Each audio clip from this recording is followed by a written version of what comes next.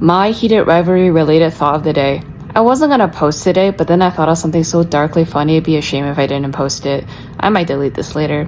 But thinking on the success of Heated Rivalry and how it basically circumvented the entire Hollywood studio system to become the breakout hit made me think, hey, why don't I try to get my Game of Thrones Ancient Carthage style series made?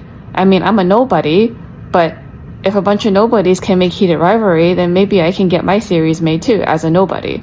So then I started looking up soundstages. I started looking up what grants the Canadian Media Fund is giving out for creators. I started looking up what locations I could film in Canada that could potentially substitute for the Mediterranean. Like I was looking at PEI. And then eventually I got to, okay, so I have to make some I have to go to some networking events with studio executives and industry people and whatnot. And then my good mood all came crashing down because I absolutely hate networking. I've had to do networking before. And as a young person in your early 20s, when you get rejected at a networking event like hundreds, thousands of times, it cuts pretty deep because you feel like your life can be totally different if only you can get even one yes. And it's always a no. And that no sometimes isn't necessarily based off of merit, right? It's based off of who is more buddy-buddy with who. And that's pretty crushing. But then the good thing now about being older, 10 years later, is that I don't care if I get rejected. And that's because I don't feel happiness. And that is the darkly funny part. It is precisely because I don't hope and I don't feel happiness that I don't feel bad if people reject me, because my baseline is exactly the same.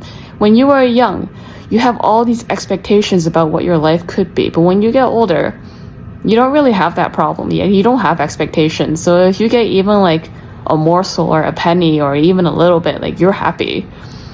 And I think I also figured out why, like, if you're in the in circle, like the inner circle of the industry, why suddenly these people, like the artists, just leaves their body and they're not able to create good art anymore. They're not relatable anymore.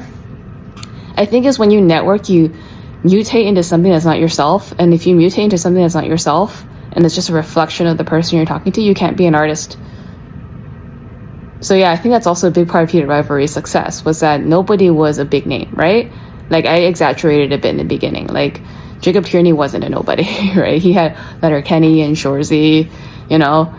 Rachel Reed wasn't a nobody. She had a big book series, a Game Changer series. So I'm exaggerating a bit. But like the point is, like sometimes being small and being unnoticed makes it so that you can be a good artist.